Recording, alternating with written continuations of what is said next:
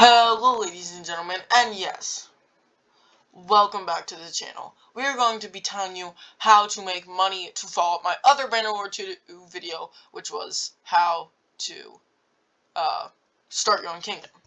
So first of all, start caravans. What I mean by this, early game, make caravans. If you are not a part of a faction, even if you are and you're not at war with anybody, get those caravans going. They're like 15k for a caravan that can make up to, if this person, your companion or family member, has good trade, can make up to like $600 a day. It is good. Get them quickly. The only issue is sometimes they get attacked very easily. So watch out for that, okay? So yes, start caravans. Also, if you want to start the caravans, pick the Asari. The Asari caravan prices are super cheap, so you can do that. Okay, this slide was pretty quick, but the rest will be longer. Start leveling, I spelled leveling wrong, leveling up your smithing. Why I say that is, you can make some pretty cracked weapons that are worth a bunch of money. What I mean by this, say you get your maxed leveled up and you can make some pretty cracked two-hand swords, and then you just make a money glitch. You craft the sword, and then you just sell it. Now this is what I'm saying. This will take hours of time to do, okay? Like I'm saying, this might enrage you. Like it does with me. I haven't even maxed out my smithing. But it is still good to do. Okay, you can make cool weapons and all that. Personally, I don't like the smithing mechanics in the game, but it's interesting. And also, another thing to add to this, make sure you're not getting too invested into these money methods. Yes, this game is about strategy, but remember, things can go south very quickly. Make sure you're enjoying the process. Trust me, you don't want to be too wrapped up in money, and then you go to war with someone, and then you're paying 10 grand in tribute. All that money that you made is down the drain. So have fun, think about what you're doing, and strategize. Trust me, there is nothing more sickening to your stomach than you spending 3 hours on just to craft really nice weapons, and then you're gonna have to sell them in one day because you're in debt. See what I mean? So yes, start leveling up your smithing. Also, another thing with caravans I forgot to do, also include workshops. Workshops are not that good. We all know this in the community. They're dog water. Mountain Blade, what are you doing? Come on. They need a buff. The most that they give you is like 600, 200 bucks. I mean, they're okay. The only time that they are really good are as if you're the one who owns the castle, and then there's like a brewery, and then there's like grain really close by. So that's the best for that.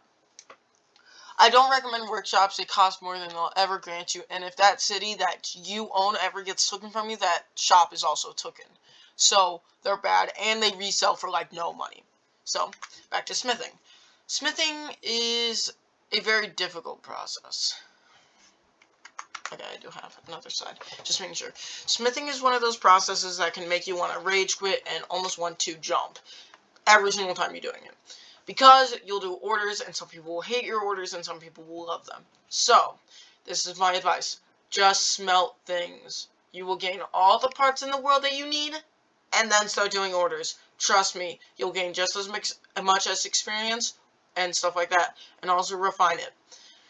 The reason why smithing is my favorite is because it's just plain out boring. Let's be honest here. It's like one of the most boring things you can do in Bannerlord 2. Like, I've never had a rush of excitement ever playing Smithing Simulator. And it's kind of stupid how much they make you grind for it. And you have to put, like, every single attribute in the game that you have into that. You have to put all your focus points and all that crap, which is super stupid, in my opinion. Because I feel like that's a lot of work for, like, what little stuff you're gonna achieve. So that is what I think. I think that's stupid. And then, another thing. This is just a brief topic. I'll go back to that. Get into lots of battles. What I mean by this is, you are going to be fighting hundreds of people. And even if you start your own campaign, you're going to be versing thousands. Now, this is what I'm about to warn you. Take those weapons and either smelt them down or sell them. Okay? Every single time that you just leave them for your troops or XP, it is a mistake. Your troops will die, no matter how good they are. Trust me, you will never have a perfect army that doesn't die, okay? Unless Bannerlord 2 introduces a really cracked, overpowered unit. And this is what I'm trying to explain. You need to take the weapons and sell them. The reason why, you just leaving your weapons for XP for your troops, it's just going to level up your troops and then you're going to have to pay for it. So you're actually gaining a net loss from doing that. What I like to do is I like to leave the weapons, and I like to take those and leave the clothes and all that stuff for the troops, so then I get a net positive, because the weapons are always usually worth more than the clothes, because the clothes just stack up, and then you'll slow down your army, and it's a whole mess. So, let me go back through this. Start caravans early game, okay? You want to get those things pumping out, making you that money. You want to hit 100k before you even think about joining an army, probably, or joining a thing. And also, don't get shops, honestly. Don't get them. They're not that good. Unless you're really high level and you just need a little extra money. Smithing. This is something also. You start early game. I was stupid enough to start this late game, and now I'm trying to catch up hours and hours of smithing that I missed. So, make sure you're working on it. Make sure you're booking it to get this smithing done. Now, this is a late game thing. Getting into lots of battles is more of late game. You don't want to actually be the person slaughtering and killing all these innocents until you're part of a faction or your own. What I mean by this is, typically when you're part of it, like the Asara, Khuzaits, or anything like a man-made, not your own faction, they take more percent of the loot. Unless you're popping off and your army got like 90% of the kills. But when you own your own country, you get a ton more stuff. What I mean by this, you will make bank. You'll go against, and also this has to do with your party size. So you'll have a party size of like 300 to 400 troops, and you'll be demolishing armies, and you'll just be taking in that loot. So, this is something I would recommend more late game. This video is going to be a lot shorter than I thought, but recommend more late game. And I have one more thing. Actually doing trading goods, okay? I know, most people laugh at the trade skill point, because it really doesn't do anything good, except for the final attribute that says, you can now train thieves with people, which is overpowered. I know, they undervalue their own thieves, but, this is what I'm saying. Listen very closely. That is only good if you are doing war economy, which Strat Gaming has done a video on, I believe, maybe, where you starve out a town to the point where they are crippled, like I'm saying crippled, like everybody is starving in that town, and then you start selling them a little grain, and then you buy everything else.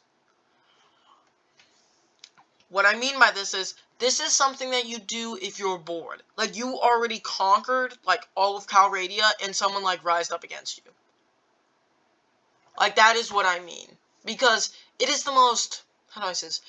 It takes too much for how much money you're thinking about getting. Because you have to spend not hundreds, like 10 hours getting materials, first of all, which is a waste of time. Secondly, you have to spend hours, what's it called? You have to spend hours to wait for a rising up faction that won't come and destroy you.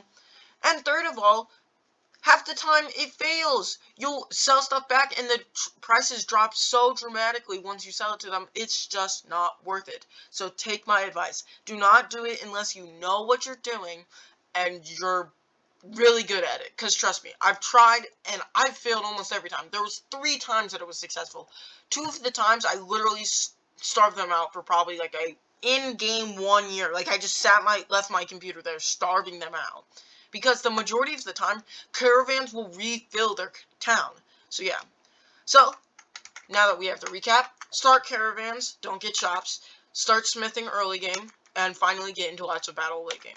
I hope you guys did like this video. Make sure to hit that subscribe button, and honestly, I'm really liking the game Mount & Blade Bannerlord 2. I know it's not everybody's favorite, but I really appreciate it if you guys hit that subscribe button. I know Shield Wall is more your guys' speed, but I know that we've been losing some subs, but I hope you guys still like this video. Thank you, and see you guys in the next one.